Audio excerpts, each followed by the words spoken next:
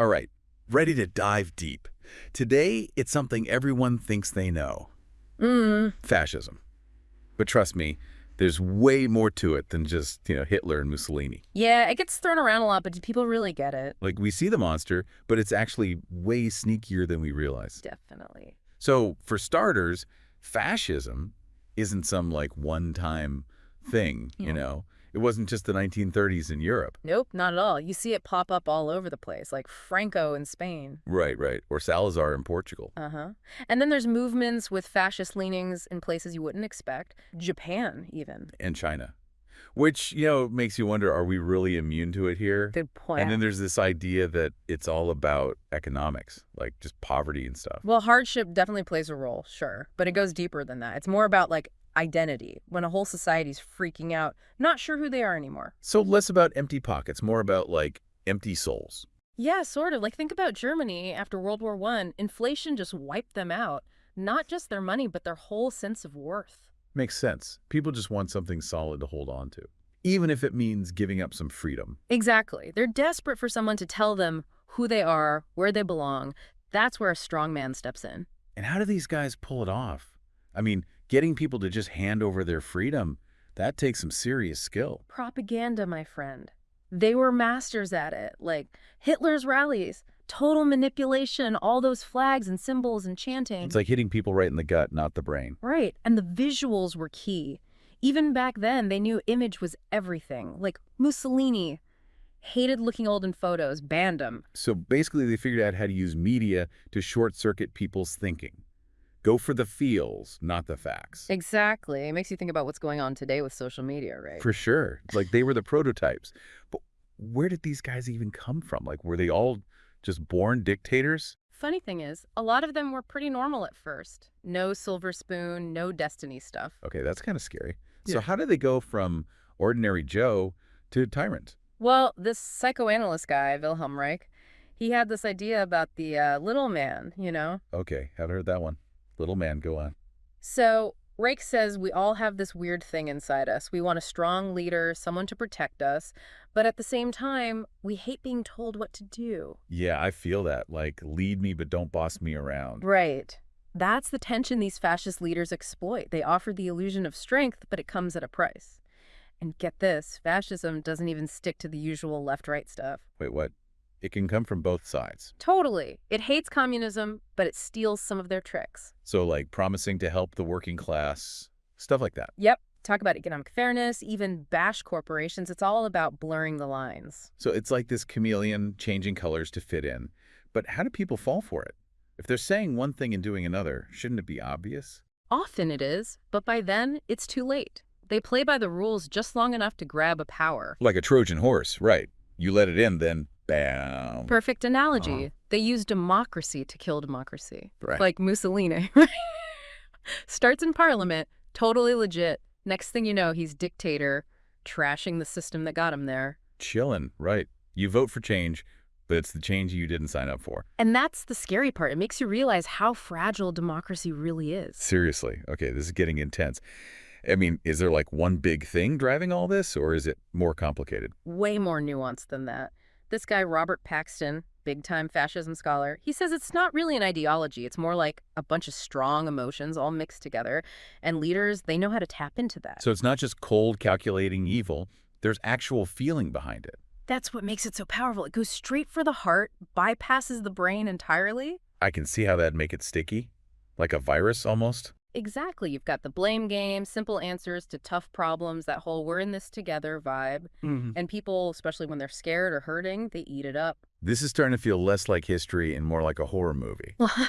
But, okay, if they're all about feelings, does that mean they don't even care if things work? Like, how do these regimes actually run things? That's the thing. They often put loyalty above competence. So it's more who you know than what you know. Bingo. You get these yes men everywhere, totally unqualified. The whole system's more about holding on to power than actually governing. Sounds like a recipe for disaster. And I'm guessing there are some real-world examples of this backfiring. Oh, yeah. Like Hitler putting his architect, Albert Speer, in charge of war production. Speer was brilliant, but with buildings, not bombs. Makes sense. So you got this emotional manipulation plus cronyism instead of competence. Yeah, not a good combo. And here's the other piece. They need an enemy. Always. Even if they have to make one up. Exactly. It could be an ethnic group, a political party, whatever. Even this vague deep state. It's all about us versus them. Right. That's how they get everyone on the same page, justify their actions. And honestly, it's something we see a lot today, too. Yeah, conspiracy theories and all that. Exactly. It's like this built-in human thing, dividing the world into good and bad, us and them. Okay, I am officially hooked. This is way more than I expected. So the big question, are we seeing any of this stuff happening right now? Like, for real? That's the question that keeps a lot of us up at night. And that, my friend, is what we're going to talk about next time. It's not just history. It's about what's going on right now. All right, I'm on the edge of my seat. This deep dive is just getting started.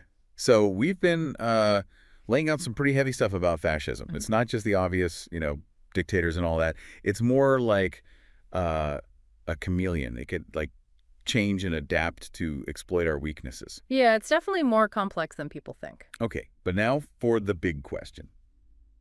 Are we seeing this stuff happening today?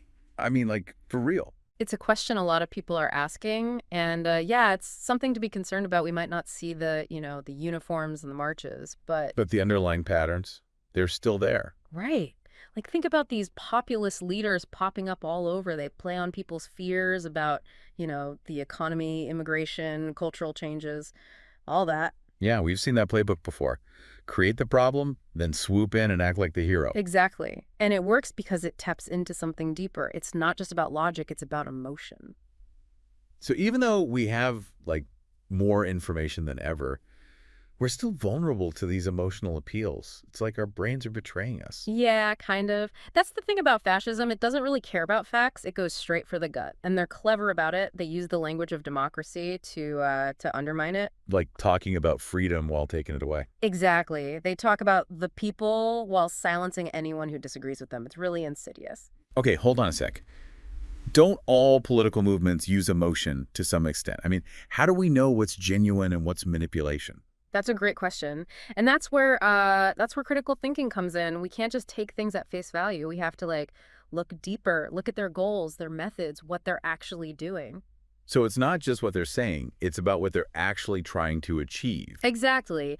A genuine movement for social justice, for example, is about lifting people up, right? Expanding rights, creating more opportunity. Fascism is about dividing people, creating hierarchies. Okay, yeah, building bridges versus building walls. I get it. But how do we actually become better at, spotting these manipulations? It's easy to say think critically, but how do we actually do that? Well, one thing is to be really careful about your information sources.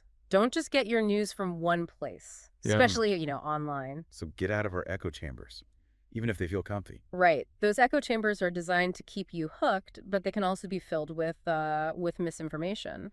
And sometimes straight up lies. Okay, so diversify our information diet. Got it. But what about the people who are already, like, deep down the rabbit hole? The ones who, maybe don't even see fascism as a threat? How do you reach them? That's the toughest question. There's no easy answer. It takes a lot of patience and a willingness to really listen, to understand where they're coming from. So not just writing them off. Yeah. Trying to find some common ground. Yeah. You have to remember there are often real anxieties and grievances driving those beliefs, but at the same time, you have to challenge the hate, the prejudice. It's a tough balance. It's like what you were saying about the little man, right? We have to acknowledge those needs for security, for belonging, but also make it clear that freedom and critical thinking are just as important. Exactly. It's all about finding that balance. And it's about recognizing that, we humans are complicated. We're capable of great things, but also terrible things. Understanding that is key to fighting fascism.